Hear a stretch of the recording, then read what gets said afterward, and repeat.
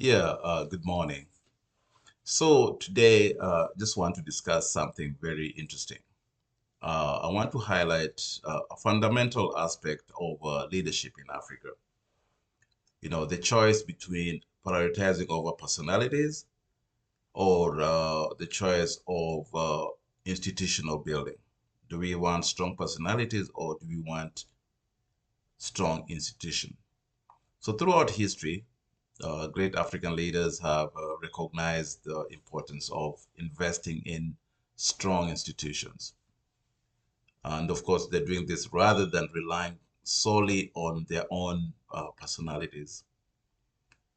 I believe this strategic approach has been pivotal in driving sustainable progress, fostering stability in Africa, and promoting inclusive development across the continent. I just want to delve into some examples of great African leaders who have opted for institutional building over their personalities. I think I will start with Nelson Mandela from South Africa. Nelson Mandela is the revered leader of the anti-apartheid movement and the first democratically elected president of South Africa. He understood the importance of building strong institutions, and this was the only way to overcome the legacy of apartheid and to foster reconciliation and nation building. Despite his iconic status and global acclaim, Mandela prioritized the establishment of democratic institutions, including the building of an independent judiciary. He also worked on building a free press in South Africa and a vibrant civil society to safeguard democracy and promote justice. That's number one. Number two, we had Julius Nyerere, the founding father of Tanzania and a champion of African socialism. He emphasized the need for institution development to achieve economic self-reliance and of social cohesion.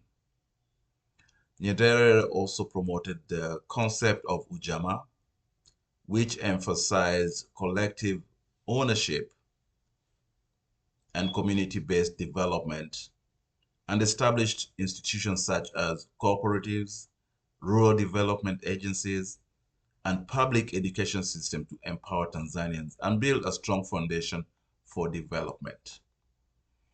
We also have Raila Odinga, a prominent Kenyan politician and statesman. He has long championed institutional reform and democratic governance in Kenya. Despite his influential personality and political stature, Odinga consistently advocated for the establishment of strong democratic institutions. And this is the only way the country could safeguard the rule of law. And also, that's the only way the country could protect human rights and promote social justice. His commitment to institutional building has been evident in his efforts to push for constitutional reforms, electoral transparency, and institutional accountability in Kenya, laying the groundwork for a more inclusive and democratic society. We have Kwame Nkrumah, the visionary leader of Ghana's independence. He was involved in the movement and also was the first president. Nkrumah advocated for Pan-Africanism and economic development through institutional building. Nkrumah prioritized investment in education, infrastructure, and also industrialization to modernize Ghana's economy and also to reduce dependence on foreign aid. He also established institutions such as the Volta River Authority and the Ghana Atomic Energy Commission to harness Ghana's natural resources and promote scientific and technological innovation. We also had Mboya, a visionary young Kenyan nationalist, and trade union leader. He dedicated his life to advancing the cause of social justice and economic development in Kenya and, of course, across Africa. He recognized the importance of Pan-Africanism. He also recognized the importance of building robust institutions to drive sustainable economic growth and alleviate poverty. As the architect of Kenya's ambitious development plan in the early years of the independence, Mboya spearheaded initiatives to invest in education, infrastructure, industrialization, and of course, laying the foundation of the Kenyan economic progress and social advancement. We now also have Ellen Johnson Sirleaf. She was the first female president of Liberia and also a Nobel Prize laureate. She focused on rebuilding Liberia's war-torn institutions and providing good governance, transparency, and accountability. She also prioritized reforms in areas such as public financial management, anti-corruption, social independence, and she wanted to restore confidence in the Liberia's institutions and attract foreign investment for reconstruction and development. You know how it is after war. Last but not least, Patrice Lumumba, Democratic Republic of Congo. Patrice Lumumba, the charismatic leader and independence hero of the Democratic Republic of Congo, was a staunch advocate for African unity, self-determination, and institutional sovereignty. Despite his brief tenure as the prime minister, Lumumba prioritized the establishment of strong national institutions to safeguard Congo's independence and resist foreign interference.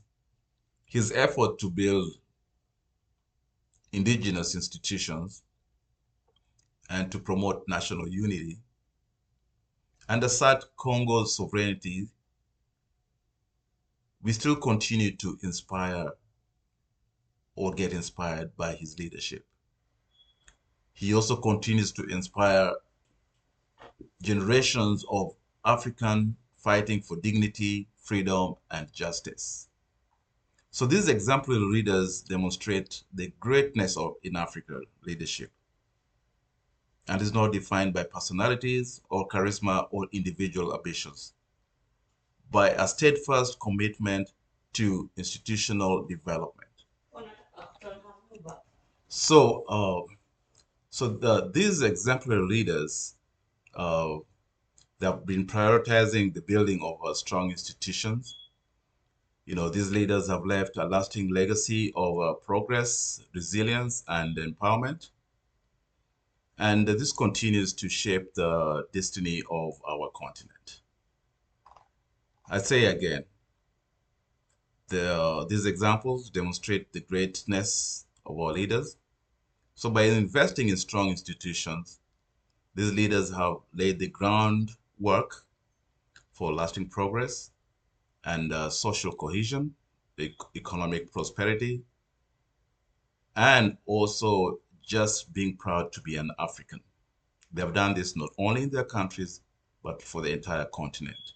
Their legacies serve as a testament to the power of visionary leadership and the importance of prioritizing common good over individual ambition.